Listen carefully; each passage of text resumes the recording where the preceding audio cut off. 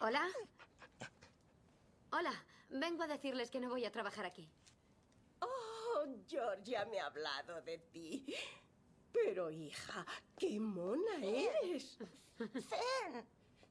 Perdona un momento, cariño. ¿Quieres atender el teléfono? Muy bien, Violet. No vayamos a tener un problema. Acompáñame. Eso es. El baño está aquí, ya lo sabes, Violet. Estoy bien, eso. No levantes peso, Easy. Ya te lo he dicho, va en serio. No eres campeón de halterofilia, ni de arrillazo o tzaile, o como se diga.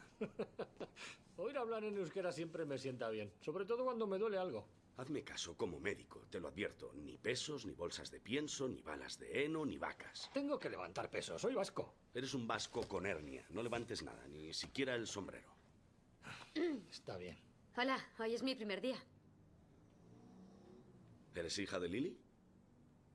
Es un placer conocerte. Soy Stegi Argitaletxea Sarronaindia.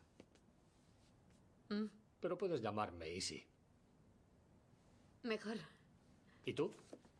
Rachel, de California. Ah, California, la tierra de los frutos secos. Firmo y me voy. Va en serio. Que Harlan haga el trabajo pesado. ¿Conoce a Harlan? Es el mejor trabajador que he tenido. Levanta pesos como un vasco.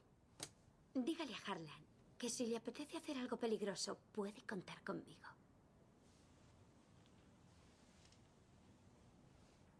De acuerdo. Se lo diré. Encantado de conocerte, Rachel. ¿Simon? Despacio. Sí, despacio, despacio.